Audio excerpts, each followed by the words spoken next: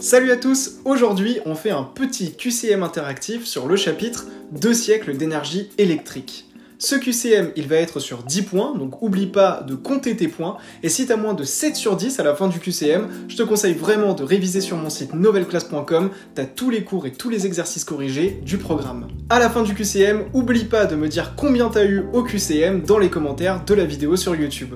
Alors attention, ce QCM, il est complètement interactif, mais ça ne fonctionne pas sur YouTube. Pour voir ce QCM en version interactive et évidemment totalement gratuitement, tu as juste à cliquer sur le lien qui est dans la description de la vidéo YouTube, tu as juste à cliquer dessus, ça va t'envoyer directement sur mon site novelclass.com et tu auras accès à ce QCM interactif gratuitement. Donc pour voir ce QCM dans les meilleures conditions, clique sur le lien qui est dans la description et tu seras redirigé gratuitement sur mon site novelclass.com. On est parti pour le QCM, première question. Une tension alternative peut être obtenue en maintenant un aimant au voisinage d'une bobine. Vrai ou faux? Évidemment, comme on l'a vu dans le cours, c'était faux. On parle ici du principe de l'induction électromagnétique. Et pour que cela fonctionne, il faut déplacer l'aimant au voisinage de la bobine. Il faut qu'il y ait un déplacement de l'aimant. C'est pas juste maintenir l'aimant au voisinage de la bobine, mais bien le déplacer au voisinage de la bobine. Il faut en effet, pour engendrer un courant électrique dans le conducteur électrique, donc la bobine, eh bien il faut que ce conducteur électrique il soit soumis à un flux de champ magnétique variable. Il faut donc que le flux de champ magnétique il soit variable et il faut donc que l'aimant il soit en mouvement. On passe à la deuxième question. Deuxième question, un alternateur possède un stator et un rotor. Vrai ou faux? Évidemment, c'était vrai. Il y a un rotor, qui est généralement un électroaimant, qui sera donc en mouvement, et autour de ce rotor, on aura un stator, qui sera donc statique, qui ne va pas bouger, et qui sera une bobine de fil de cuivre, dans la plupart des cas, qui est donc le conducteur électrique. On passe à la question suivante. Troisième question, le rendement d'un alternateur est généralement très faible. Vrai ou faux? C'était faux, les alternateurs ont un très bon rendement. D'ailleurs, j'ai pu lire sur internet la chose suivante, les rendements des alternateurs que l'on trouve dans des centrales électriques sont de l'ordre de 95%, donc un excellent rendement. On passe à la question suivante. Quatrième question, je te demande si ceci, c'est un spectre d'absorption ou un spectre d'émission.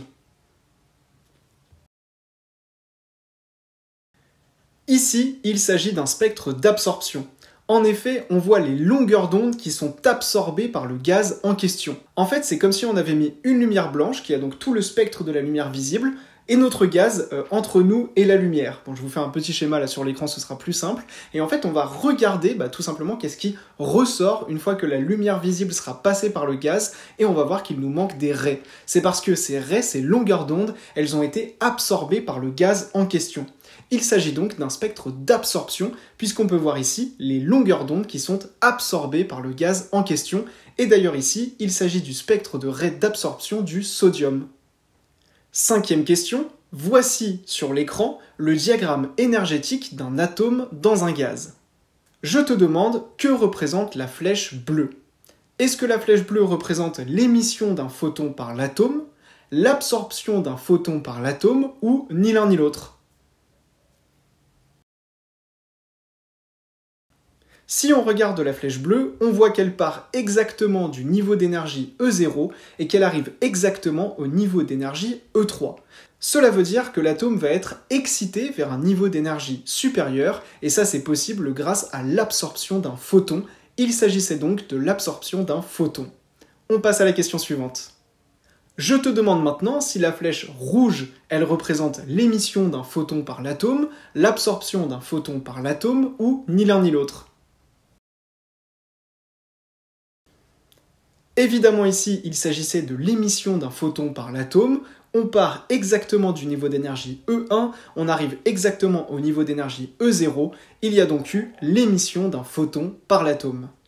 On passe à la question 7. Comment s'appelle l'état E0?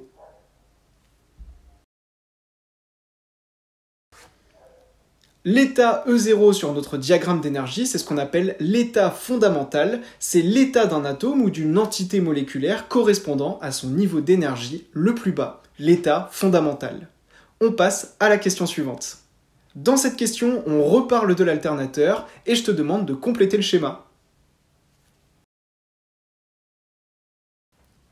Ce qui manquait sur le schéma, c'est simplement la légende du rotor, c'est-à-dire de la partie qui tourne. Eh bien, il s'agit d'un électroaimant ou d'un aimant. J'aurais aussi accepté la réponse aimant, mais il s'agit plus exactement d'un électroaimant. On passe à la question suivante. Question 9. Une cellule photovoltaïque, elle convertit l'énergie électrique en énergie radiative. Vrai ou faux? Évidemment, c'était faux. Comme on l'a vu dans le cours, le panneau photovoltaïque, son objectif, c'est de créer de l'énergie électrique. Donc il va créer de l'énergie électrique à partir de l'énergie radiative. C'était donc l'inverse. On passe à la question suivante. 10e et dernière question. Voici les courbes caractéristiques d'une cellule photovoltaïque. Et je te demande quelle est la puissance maximale produite par la cellule photovoltaïque. Il s'agissait d'environ 1,1 watts. En effet, pour le savoir, il suffisait de regarder la caractéristique correspondant à la puissance. On voit que la puissance est maximale pour une tension égale à 0,35 volts et elle correspond à une puissance de 1,1 watts. D'ailleurs, c'est ce genre de calcul, ce genre d'étude qui nous permettra ensuite de déterminer la résistance optimale d'un panneau photovoltaïque, d'une cellule photovoltaïque. C'est ce qu'on fait dans les exercices corrigés sur Nouvelle Classe.